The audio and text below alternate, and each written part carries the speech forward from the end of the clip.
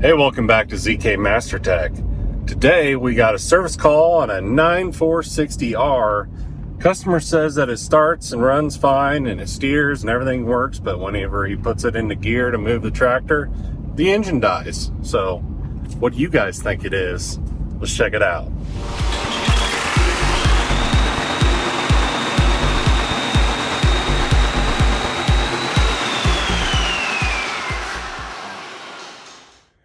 All right, well, here she is, 9460R.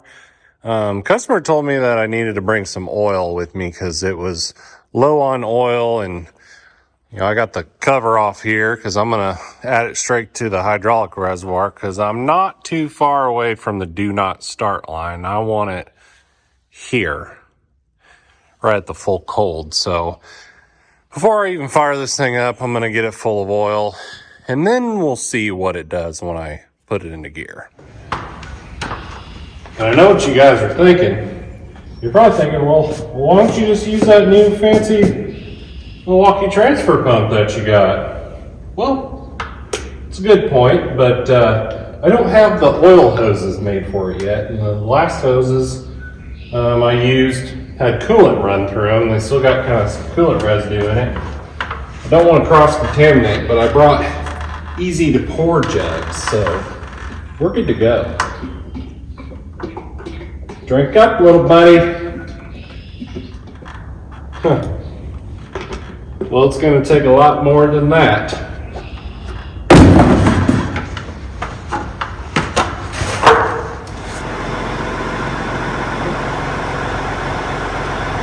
I had to dig into my oil reserves. Took about 15 gallons to get to the full cold mark, so yeah. See if this thing will move now.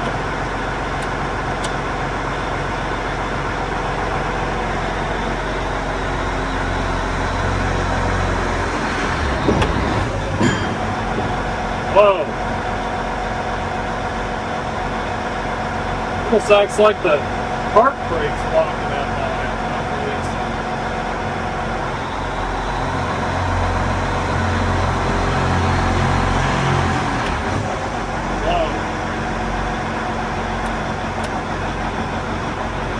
Set a code.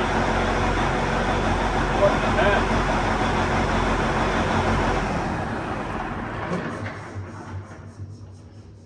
That almost killed that 13.5.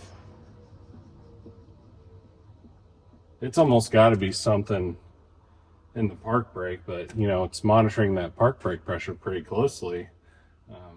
But the park brake on that 18-speed transmission is spring applied. It's got these big giant Belleville springs in there, so there's no hydraulic pressure to release those springs. The clutches are seized onto that output shaft and it won't move. But man, I've never seen that before, but have today. All right, I got a lube pressure gauge, just a digital hydraulic pressure gauge. Got it snapped onto the lube DR right here, and now we're going to disengage the park brake so it should give it hydraulic pressure, and we're going to see what the lube pressure does, see if we got a leak in the park brake element. All right, we got 40 psi lube. Let's disengage the park brake.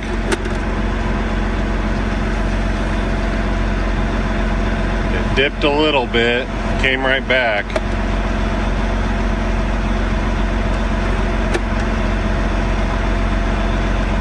That's normal. It'll dip a little bit. Huh.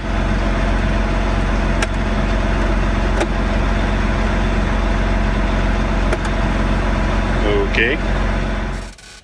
All right, so we got good lube pressure, right? So that's a good thing. That tells me that the piston that is inside the park brake housing, the seal on it's probably good and that it's working okay. But the next thing I need to do is I need to check the park brake pressure, the actual pressure at the park brake. So the way that system works is we take transmission system pressure, I don't know, like 230, 260 PSI. And then whenever you disengage, so you go from park to neutral, it's going to close a sump valve, and it's going to open a supply solenoid to allow the pressure in, pushes the piston, releases those springs, and then off you go. Whenever you put it back into park, it closes the pressure off, opens up the sump solenoid, releases the pressure off, which then backs the piston off, and those springs re-engage the clutch pack to hold the output shaft solid. So I need to check the park brake pressure, but you have to plug into it from the park brake pump off hose, which there's a hose going from the left's rear bottom side of the transmission, and it goes up to underneath the cab.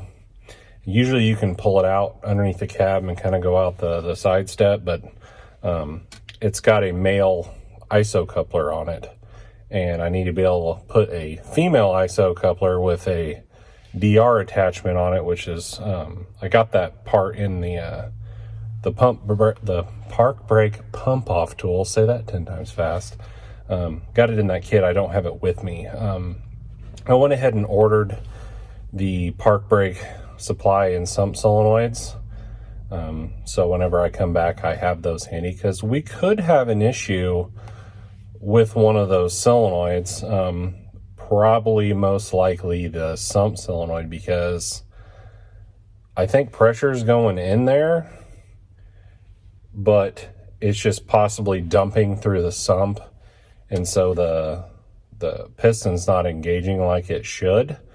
So it's most likely a sump solenoid, but there is another reason why this transmission can't move, and I got a good story about it. So you need 3 clutches to move. 3 clutches need to be engaged. You got to have a direction, a range, and a speed, right? 3 clutches.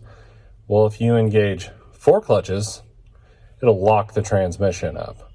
When these 9Rs first came out, I had a 9510R that the customer said when he shifted into 12th gear, it would lock all 8 tires up going through the field.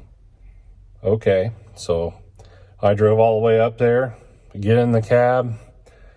I'm not thinking that this tractor's just gonna like dead stop, so I'm just shifting through the gears, had my laptop in the cab with me, and I shift up and I hit 12th gear, and I kid you not, the tractor went from, I don't know, 7 mile an hour to stop immediately. That tractor stopped on a dime, threw me forward, smashed my ribs into the steering wheel, my head hit the windshield, and my laptop flew off the seat and smacked the windshield. I'm lucky I didn't break the freaking windshield, but man, that rocked my freaking clock.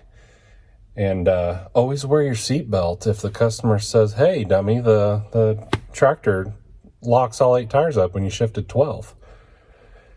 Anyway, learned my lesson there. But anyway, got the tractor hauled back to the shop, and ended up being a drill bit was broke off in one of the clutch ports on the end of one of the shafts for one of the stages in the transmission. There's little ports drilled into the shaft, and somehow the factory broke a drill bit off in one of those ports, and I don't know how it ever passed a calibration, but yeah, whenever you would go into 12th, there would be one of the clutches couldn't disengage because it couldn't return oil fast enough through that drill bit. So you'd have 4 clutches engaged, and it would just stop that thing on a dime. So it was under warranty, and Deere sent us a brand new transmission put in, and we swapped the transmission out, and then it was good to go. But yeah, that's where I learned the hard lesson of 3 clutches good, 4 clutches bad. So now I'm going to go back to the shop. It's like 3 o'clock in the afternoon or so I'm not really going to have enough time to come back with more test equipment. Plus I want to have the park brake solenoids on hand. So I got them coming next day, tomorrow, hopefully. So if the parts come in the morning, I'll gather up some more testing stuff and we'll come back at it. Oh, and one other thing, I know what you guys are thinking. You're like, well, where did all that oil go? That's a good question. I just looked all over this tractor, climbed underneath it, and it's dry as a bone. Can't find a leak nowhere. I mean, there is a possibility that one of the axles could be just locked up solid, but it's highly unlikely. I mean, especially, on the final drives. If we had a bearing out on one of the final drives or something, it would probably be some oil built up there, but they are literally dry as a bone. There's not even any dirt built up on the end of the final drive. So it must have lost it out the SCVs in the implement, or maybe one of the couplers on the SCV is bad and it's just draining to the ground. I'm not sure yet, but I can't find a leak anywhere on this machine. So just wanted to point that out. All right, one more thought. I can't go in reverse because it just seems like there's like park brake locked up on transmission, but I didn't try to go forward because the tractor's like nosed up right to the edge of the side of the shed here. So I'm gonna put it into gear, go forward, and just see what happens. Can a guy just ease her forward? Let's go to first gear.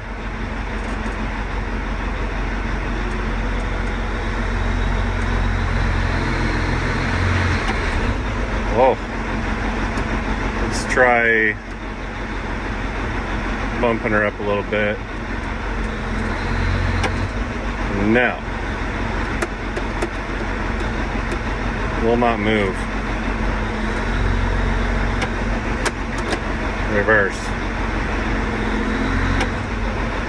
Boy, she is just angry.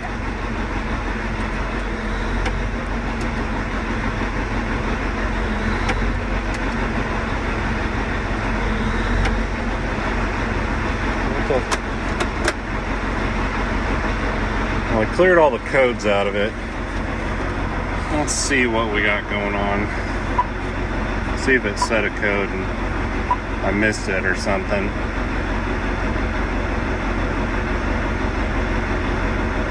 Because I didn't catch it on film, but before I filmed this little segment, I did put it in forward and I thought it bleeped a code at me.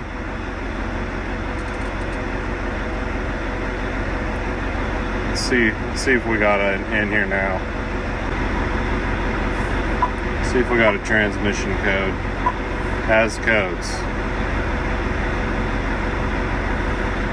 What we got here? Well, that's because I had the sensor unplugged to get that gauge on. Well, what's this? Clutch focus. Clutch C solenoid circuit fault. Return clutch shift lever to neutral.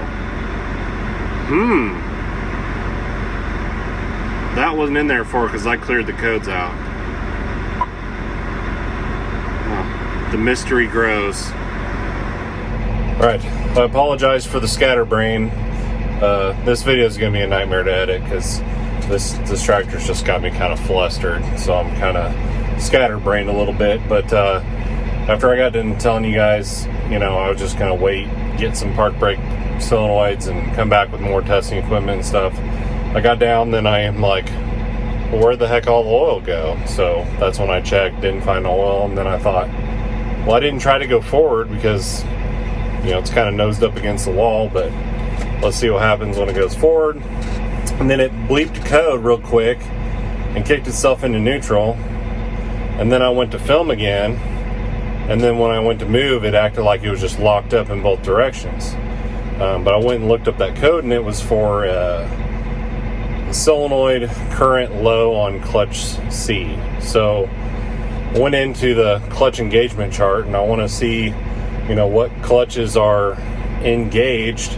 Remember, we need 3 clutches, so I wanted to see which ones clutch C were engaged. Well, if I go to forward 8th gear or reverse 5th, that uses C as their clutch.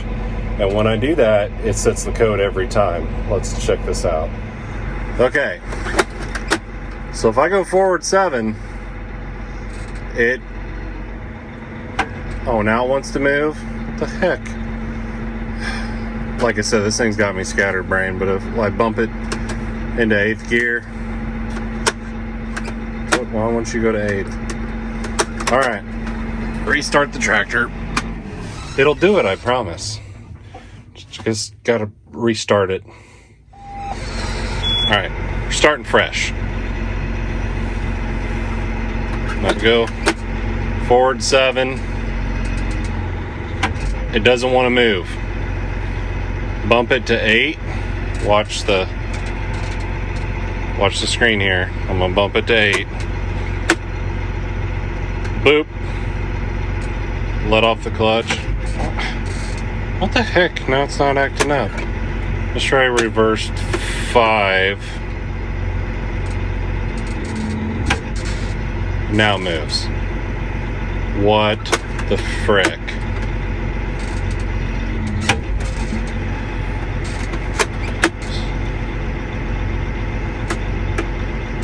But it did show an informational light there for a second.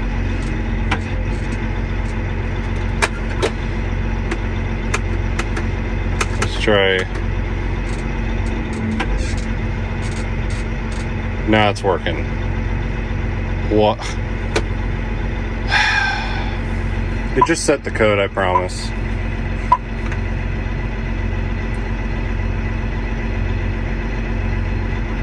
Now it's seeming more like I got an issue with one of the clutches. Like, you know, we've got 4 clutches engaged when we should only have 3, and it's not wanting to move because I can go to different gears sometimes and get it to move, and sometimes it won't. Sometimes it's locked up. Oh, for Pete's sake. And I went ahead and ordered that shift valve for clutch C. So, may or may not get it tomorrow, I don't know. Yeah. Set that code. See, it's set it twice now on me. Reverse. Forward. You see that blue light comes on? 8.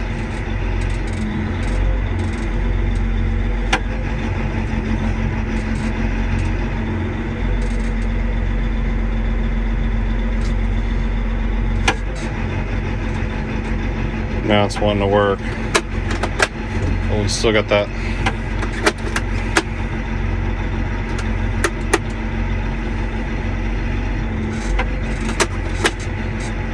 Boy, this is a strange problem. Oh, it's working. The life of a John Deere tech. All right, so now I'm kind of leaning more towards a problem with the clutch and transmission. One of the speed clutches, clutch C to be exact, because I got the code to set twice, and when it sets the code, it actually defaults the transmission in neutral. But then sometimes when I go to other gears that don't use clutch C, the transmission is locked up. So we could be leaning towards that problem like I told in the story, which I highly doubt this has got a broken drill bit in the shaft because it's been running for thousands of hours. So I went ahead and ordered that shift valve. So the next time I come back, I'm going to be a little bit more prepared, but at least now I got a better idea of what's kind of going on with this machine. But it seems like sometimes I can break it free and then everything's moving just fine, and then sometimes it's locked up, and then sometimes it throws that code. So I think when I come back, I'm going to go more towards that clutch C solenoid valve, which is directly behind the transmission mount. So pretty sure I got to take the right rear transmission mount off, so I'll probably have to jack up and support the bottom of the transmission so I can get the mount off so I can get to the shift solenoid. So could be a fun adventure.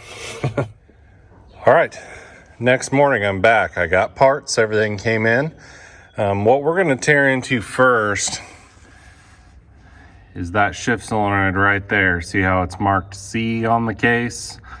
So I believe that that shift valve is intermittently sticking open and giving pressure on that C clutch when it's not supposed to, which is, I think, locking up the transmission. So you could tell that's in a dandy spot.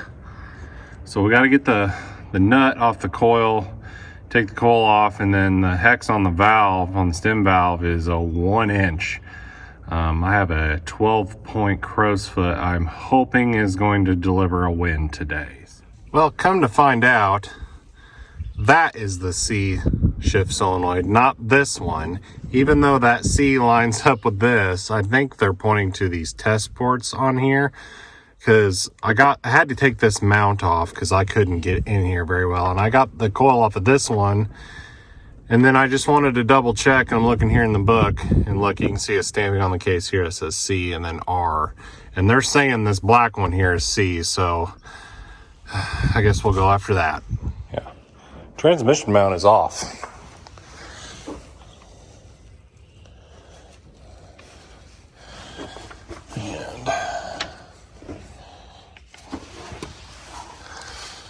Yeah, so you can see I took that one off, but really it's this one down here.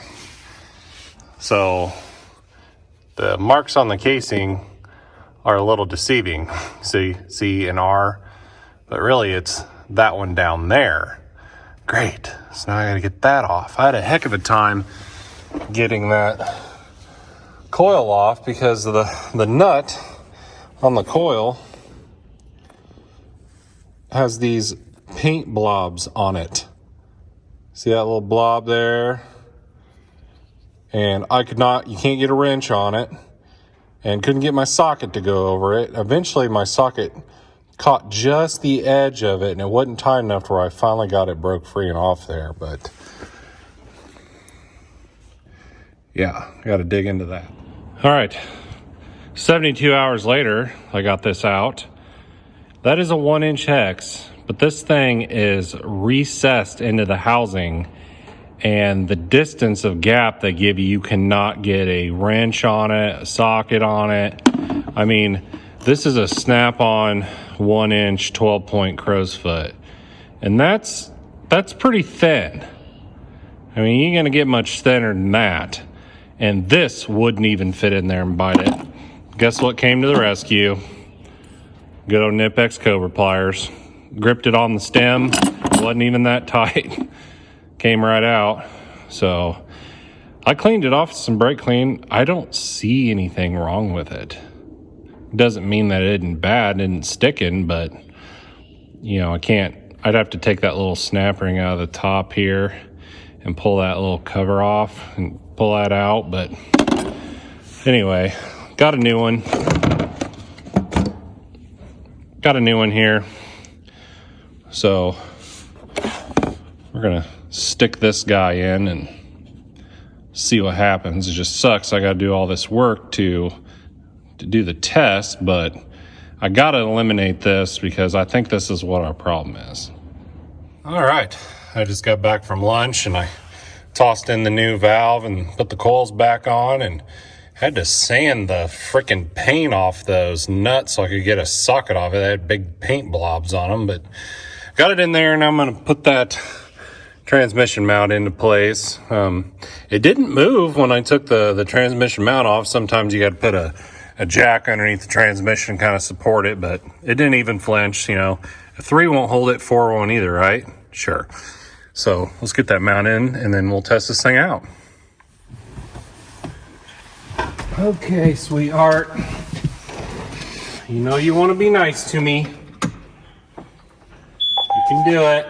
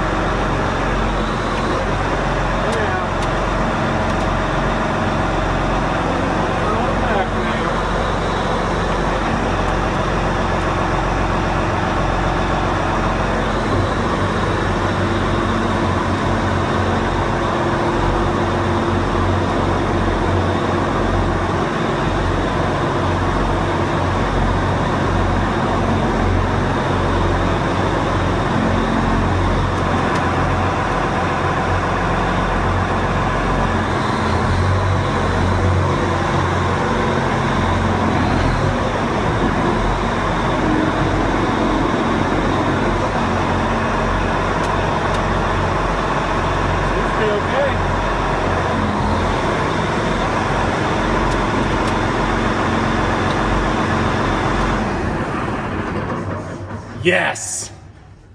Take that, 9460R. All right, got the shield back on. It's time to go for a cruise. All right, it's time to take her down the driveway. Safety first. Ain't gonna get me again. Nice, easy cruise down the driveway with the chisel. And here we go.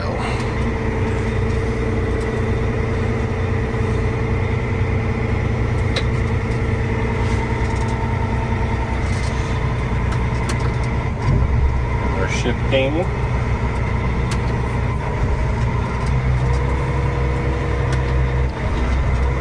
These things still make me a little nervous. Well, better watch that pole. Okay. When I shifted 12th gear, ever since I hit the windshield. Oh, there's 11, 12. All right, we didn't die. 13, 14, more throttle. 15, 16, running out of driveway. 17, 18, and slow her down. All right, there's all the gears. Car's coming. We're just gonna turn around here, back up the driveway. First, second, third, fourth, fifth, sixth, 7, 8, 9, 10, 11, 12, 13, 14, 15, 16, 17, 18. Okay. Whew.